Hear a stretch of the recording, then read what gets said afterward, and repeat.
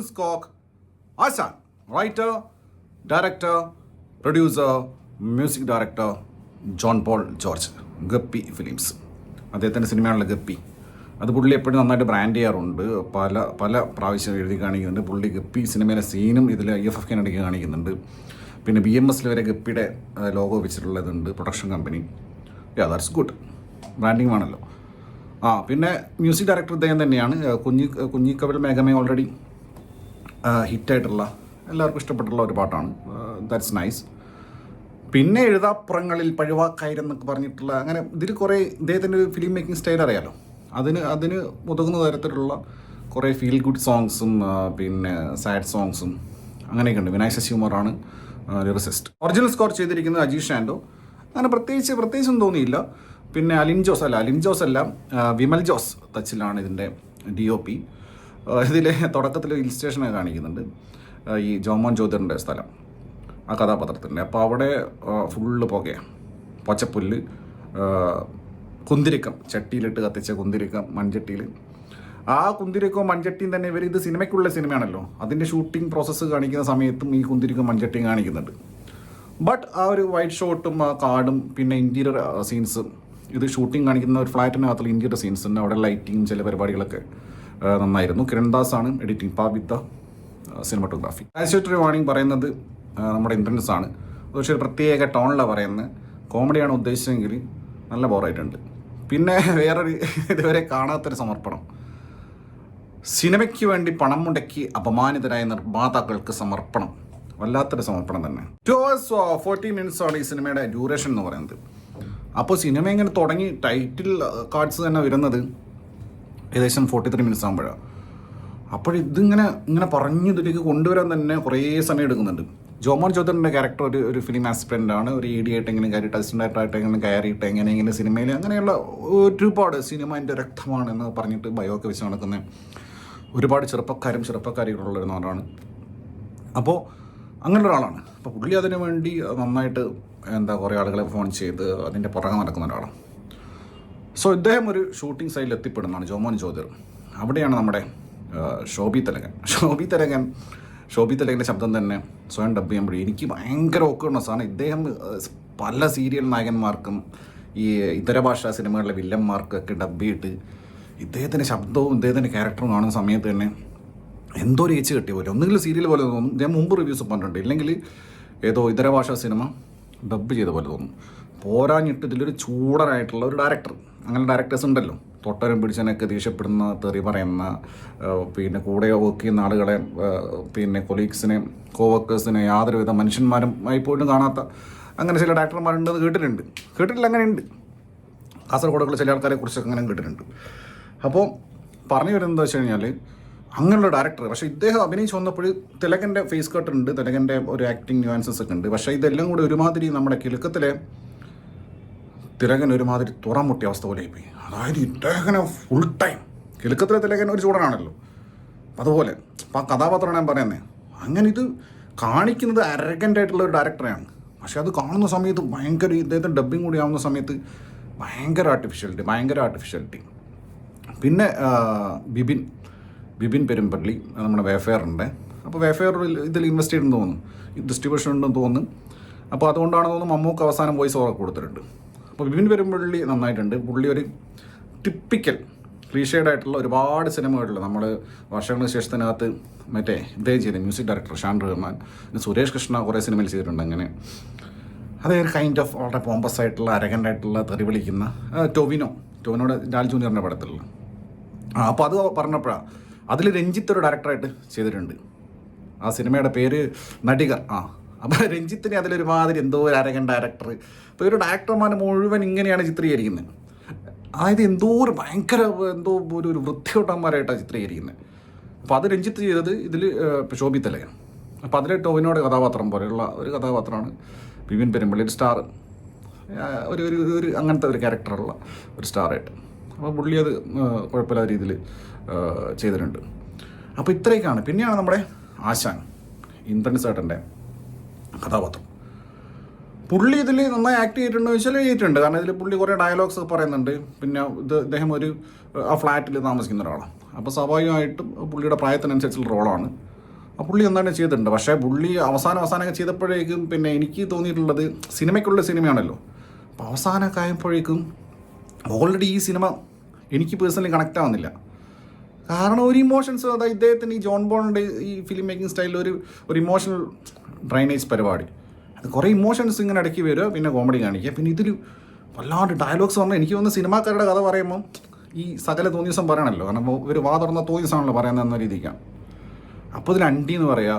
പിന്നെ ഇതിൽ ഏറ്റവും കൂടുതൽ മയിൽ, എനിക്ക് തോന്നുന്നു ഒരു 1100 തവണയെങ്കിലും മയിൽ എന്ന് പറഞ്ഞിട്ടുണ്ടാവും. ഞാൻ കുറച്ച് എക്സാജറേറ്റഡ് പറഞ്ഞാണ്. പക്ഷേ if you have watch the film, അല്ലെങ്കിൽ നിങ്ങൾ വാച്ച് ചെയ്യുകയാണെങ്കിൽ നിങ്ങൾ എണ്ണിക്കോ മയിൽ. ഈ മയിൽ ഉദ്ദേശിക്കുന്നത് മയിലാണ്. അപ്പോൾ ഇവർക്ക് മയിലെന്ന് പറയാനും പറ്റൂല, പക്ഷേ മയിലെന്ന് പറയാൻ വേണം. അപ്പോൾ പിന്നെ മയിൽ, ഇത് ബിബിമോൻ ആവേശത്തിൽ പറഞ്ഞ് ഉറപ്പിച്ചതാണ്. ബിബിമോൻ 3 പ്രാവശ്യം കണ്ടേ പറയുന്നല്ലോ. പക്ഷേ ഇതിൽ എൻ നമ്പർ ഓഫ് ഇത്രയും ടൈംസ് മയിൽ, അതെല്ലാവരും പറയാം. ജോമോൻ പറയുന്നുണ്ട് മയിൽ, ബിപിൻ പെരുമ്പള്ളി മയിൽ പറയുന്നുണ്ട്, ശോഭി തിലകൻ മയിൽ പറഞ്ഞുകൊണ്ടിരിക്കുന്നുണ്ട്, ഇന്ദ്രൻസ് മയിൽ പറയുന്നുണ്ട്. എല്ലാവരും കൂടി മയിൽ പറഞ്ഞിട്ട്, എന്നിട്ട് അതിന് എനിക്ക് വേറെ കോമഡി തോന്നിയെന്ന് വെച്ച് കഴിഞ്ഞാൽ ഇതൊരു പാട്ടും ഒരു റാപ്പും.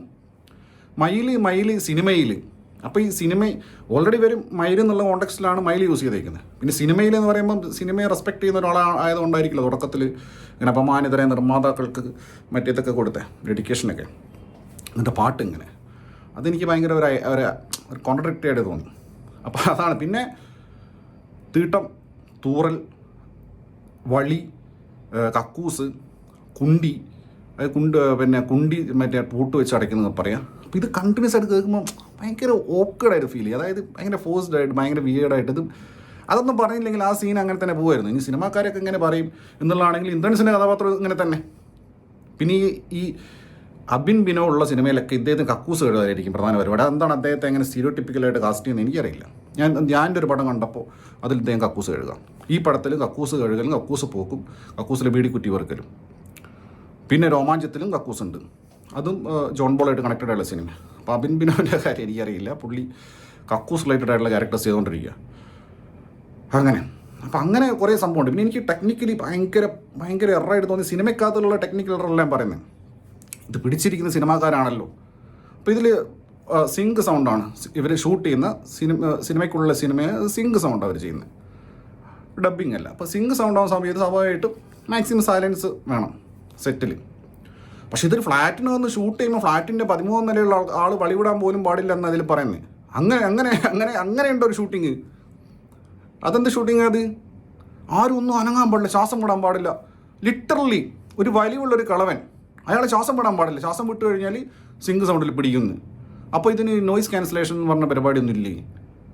വെറുതെ അങ്ങനെ ഈ ആംബിയൻസ് നോയിസ് അത് ക്യാൻസൽ ചെയ്യാൻ പറ്റൂലേ? അങ്ങനെ അത് മാത്രം ചെയ്യുന്ന ടെക്നീഷ്യൻസ് ഉണ്ടല്ലോ.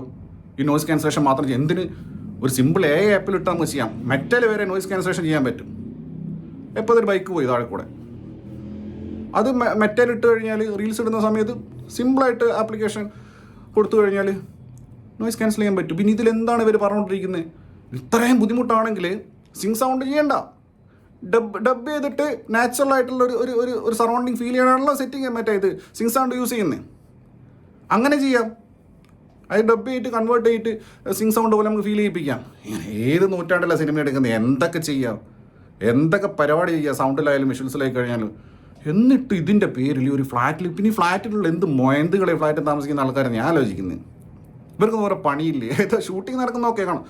ഒരു ഫ്ലാറ്റിലെ മുഴുവൻ ജനങ്ങളും മറ്റേ ഫീഡ് ചെയ്യുന്ന കുട്ടീനടക്കം എടുത്ത് കൊണ്ടുവന്നിട്ട് ഷൂട്ടിംഗ് കാണാൻ നിൽക്കുന്നത്. പിന്നെ ഇന്ദ്രൻസിൻ്റെ ക്യാരക്ടർ വാട്സപ്പിൽ മെസ്സേജ് ഇട്ട് കഴിഞ്ഞാൽ അപ്പോൾ തന്നെ എല്ലാവരും മറ്റേ ഫ്ലൈറ്റ് മോഡിൽ, അതായത് ഫോണല്ല, ആൾക്കാർ ഫ്ലൈറ്റ് മോഡിലാവുക. ആൾക്കാരും പിന്നെ ശ്വാസം കഴിക്കില്ല, മിണ്ടൂല, പാചകം ചെയ്യൂല, ഒന്നും ചെയ്യൂല, അലക്കൂല. എന്നിട്ട് അങ്ങനെ ഇത് ഓക്കെ, അത് എക്സാജറേഷൻ ആണ്. അങ്ങനത്തെ ഒരു സിനിമയാണ്, ആ ഒരു ജോൺറയാണ് ഇവരെടുത്തെങ്കിൽ ഞാൻ സമ്മതിച്ചേനെ. പക്ഷെ അതല്ല, ഇവരതിൻ്റെ ഇടയ്ക്ക് ഭയങ്കര ഇമോഷനും സെൻറ്റിമെൻറ്റ്സും റിയൽ ലൈഫ് ഫീലിങ്സും എല്ലാം കാണിക്കുകയും ചെയ്യുന്നുണ്ട്. അങ്ങനെ ഭയങ്കര കോൺട്രഡിക്റ്റ് ആയിട്ടുള്ള ഒരു സിനിമ. ഇന്ദ്രൻസിൻ്റെ കഥാപാത്രം അങ്ങനെ തന്നെ ഇടയ്ക്കൊരു ഫീലിങ്സ് ഒക്കെ തോന്നും. പക്ഷേ ഇത് ആ ഫീലിങ്സിലേക്ക് കൊണ്ടെത്തിക്കാൻ വേണ്ടി ഇങ്ങനെ ബിൽഡ് ചെയ്ത് ഒരുപാട് സമയം എടുക്കുകയും ചെയ്യാം. എന്നിട്ട് എന്താണ് ഇത്രയും വൈകിയത്? പുറത്ത് നല്ല മഴയാന്ന് പറയുന്നൊരു സാധനമുണ്ട്. അത് ഷൂട്ട് ചെയ്യുന്നത് ആദ്യമൊക്കെ നല്ല രസമുണ്ടായിരുന്നു. പക്ഷേ 100 പ്രാവശ്യം ടേക്ക് എടുത്തുനിന്ന് എക്സാജറേറ്റ് ചെയ്ത പരിധിയില്ലേ?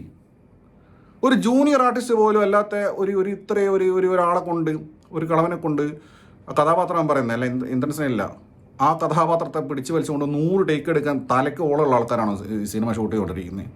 100 ടേക്ക് എടുത്തുന്നു, എക്സാജറേറ്റ് ചെയ്യുക. പിന്നെ സിനിമയ്ക്കുള്ള സിനിമ കാണിക്കുമ്പോൾ ഇതിൻ്റെ എക്സ്പെൻസും കാര്യങ്ങളൊക്കെ പ്രശ്നമാണ്.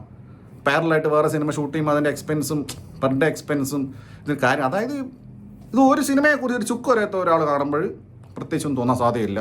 പക്ഷേ ഇത് സിനിമക്കാർ കാണുമ്പോൾ, അല്ലെങ്കിൽ സിനിമയെക്കുറിച്ച് അറിയുന്ന ആളുകൾ കാണുമ്പോൾ ഭയങ്കര ഇലോജിക്കലാണ്, എക്സ്ട്രീംലി ഇലോജിക്കൽ. ഇതിന് മുൻപ് പ്രിൻസ് ആൻഡ് ഫാമിലീൻ്റെ എന്താ സക്സസ് സെലിബ്രേഷൻ സമയത്ത് അങ്ങ് ഷാരിസ് പറഞ്ഞിട്ടുണ്ടാവും, ഷാരിസ് മുഹമ്മദ് റൈറ്റർ, പുള്ളി പറഞ്ഞിട്ടുണ്ടായിരുന്നു, ഗർഭപാത്രത്തിലിരുന്ന സിനിമ കാണാൻ ശീലിച്ചവരാണ് മലയാളികൾ എന്നൊക്കെ പറഞ്ഞിട്ടുണ്ടായിരുന്നു. അതിന് സമാനമായിട്ട് ഇതിൽ പറയാം, ഒരു ഡയറക്ടർ, ഇത് ആദ്യമായിട്ട് പറയുന്നതല്ല, മുമ്പ് പറഞ്ഞു, ഡയറക്ടർ പ്രസവിക്കുന്ന ഒരു കുഞ്ഞാണ് സിനിമ. എത്രയും കാലം ഇട്ട് 10 മാസം ചുമന്ന് ഡയറക്ടർ ആ ഡ്യൂറേഷനല്ല പറയുന്നത്, ഇതിങ്ങനെ ഒരു ക്യാരി ചെയ്ത് ഡെലിവർ ചെയ്യുമ്പോൾ കിട്ടുന്ന, അത് വിജയിക്കുമ്പോൾ കിട്ടുന്ന, ഡെലിവറി സക്സസ് ആയി കിട്ടുന്നൊരു സുഖം എന്നൊക്കെ പറഞ്ഞിട്ട് ഇങ്ങനെ ക്രിഞ്ചടിപ്പിക്കുക. ഇതൊക്കെ ഇപ്പോഴും ഇങ്ങനെ പറഞ്ഞുകൊണ്ട് നടക്കുന്നത് എന്തിനാ? സിനിമയെക്കുറിച്ച്. പിന്നെ cinema cinema cinema cinema cinema cinema cinema സിൻ ഇങ്ങനെ എന്തോ ഒരു പാട്ടൊക്കെ. അപ്പോൾ അങ്ങനെ കുറേ ഉണ്ട്. പിന്നെ ബോബി കുര്യൻ വന്നിട്ട് പിന്നെ ബിപിൻ പെരുമളുടെ കഥാപാത്രമായിട്ട് അങ്ങനത്തെ കുറച്ച് എന്തോ സീനൊക്കെ. പിന്നെ ജോമോൻ ചൗധരി ചില സ്ഥലത്തൊക്കെ പെർഫോം ചെയ്തിട്ടുണ്ടെങ്കിലും മൊത്തത്തിൽ എനിക്ക് തീരെ അതൊന്നും വർക്കായിട്ട് ഫീൽ ചെയ്തിട്ടില്ല. ഒരു സീനിൽ ഇന്ദ്രൻസ് എന്തോ കാര്യമായിട്ട് ചെയ്തിട്ട് ജോമോൻ കിടന്ന് കരയുക. ഞാൻ നോക്കും പിന്നെ കുറച്ച് കഴിഞ്ഞപ്പോൾ പഞ്ചാബി ഹൗസിൽ മറ്റേ കൊച്ചിൻ ഇഫെ പോലെ കരഞ്ഞിട്ട് പിന്നെ ചിരിക്കാമെന്ന് വിചാരിച്ച്, ഭയങ്കരമായിട്ട് ചിരിക്കുന്ന പോലെ, പൊട്ടിച്ചിരിക്കും പോലെ. നോക്കുമ്പോൾ ചിരിക്കുകയല്ല, ശരിക്കും കരയുന്നത് തന്നെയാണ്. അതൊക്കെ എന്താണ് എനിക്ക് മനസ്സിലായിട്ടില്ല. അങ്ങനെ മൊത്തത്തിൽ കുറേ പ്രശ്നങ്ങളുള്ള ആ ക്യാരക്ടർ, ആശാൻ എന്ന് പറഞ്ഞ ക്യാരക്ടർ എഴുതിയത് മാത്രമായിട്ട് എനിക്ക് കൊള്ളാമെന്ന് തോന്നിയിട്ടുള്ളൂ. ചില ഇമോഷൻസും ആശാൻ്റെ ചില രീതികളും, ആശാൻ്റെ ചില പിന്നെ സിനിമയോടുള്ള അത്രയും ഒരു പാഷനേറ്റ് ആയിട്ടുള്ള ഒരാൾ, അതിനുവേണ്ടി ഇക്കണോമിക്കൽ ഇൻവെസ്റ്റ് ചെയ്യാൻ തയ്യാറാവുന്ന, അല്ലെങ്കിൽ എന്ത് ചെയ്യാൻ വേണ്ടി അത്രയും പ്രായമായിട്ട് അത് ഉള്ളിൽ കൊണ്ടു നടക്കുന്ന ഒരാളെന്നുള്ളൊരു കഥാപാത്രം. പക്ഷെ ആ കഥാപാത്രത്തിൻ്റെ ആർക്ക് തന്നെ പലപ്പോഴും ഫെയിലാവുന്നുണ്ട്. അങ്ങനെ കഥാപാത്രം. പിന്നെ ഞാൻ പറഞ്ഞില്ലേ അവസാനത്തെ ഈ ആർട്ട് ഹൗസ് പരിപാടി IFFK കാണിക്കാനുള്ള സാധനമാണെങ്കിൽ IFFK കാണിച്ചാൽ പോലെ. ഇത് സിനിമ തിയേറ്റർ പോയിട്ട് 2 മണിക്കൂർ 40 മിനിറ്റ്, പിന്നെ അവസാനം പുലിമുരുകനും വാനപ്രസ്ഥവും എന്തൊക്കെയോ എന്നിട്ട് എല്ലാവരും ഇങ്ങനെ കയ്യടിക്കുക. ആര്? നമ്മളല്ല, IFFK പോയ ടാഗ് തൂക്കിയ ആൾക്കാർ കയ്യടിക്കുക. അപ്പുണ്ണി ശശി ഒരു പ്രൊഡക്ഷൻ കൺട്രോളറായിട്ടാണ് അഭിനയിച്ചിരിക്കുന്നത്, ബട്ട് ക്യാഷ്. അപ്പോൾ അപ്പുണ്ണി ശശി അറിയാലോ, മറ്റേ പുഴുവിനകത്ത് നങ്ങേലിന്ന് വേറിട്ടതിന് മമ്മൂക്കയുടെ കഥാപാത്രം അടിച്ച് തലയടിച്ച് പൊട്ടിച്ചിട്ട് കൊല്ലുന്നത്. അപ്പോൾ എനിക്കത് ഭയങ്കര സാറ്റിസ്ഫാക്ഷനുള്ള സീനാണ്. അത് എനിക്ക് ഭയങ്കര ഇഷ്ടമാണ്. അതാണ് പുള്ളിയെ കാണുമ്പോൾ എനിക്ക് ഓർമ്മ വരിക. അപ്പോൾ പുള്ളി ഒരു ക്യാരക്ടർ ചെയ്തിട്ടുണ്ട്. സോ സിനിമയെക്കുറിച്ചുള്ള ഒരു സിനിമ ഭയങ്കര ഫോഴ്സ്ഡായിട്ട് വലിച്ചു നീട്ടി പറഞ്ഞിട്ടുള്ള ആ ഒരു കോർ ഇമോഷൻസ് ഒന്നും തന്നെ വർക്കാവാത്ത, അത് ബോത്ത് ഇവരെടുത്ത സിനിമയായി കഴിഞ്ഞാൽ, ആശാനായി കഴിഞ്ഞാലും ഇതിനകത്ത് എടുത്തു വെച്ചിരിക്കുന്ന വേറെ സിനിമയുണ്ട്, അതായി കഴിഞ്ഞാലും രണ്ടും എനിക്ക് പേഴ്സണലി വർക്കായിട്ടില്ല. ആശാൻ.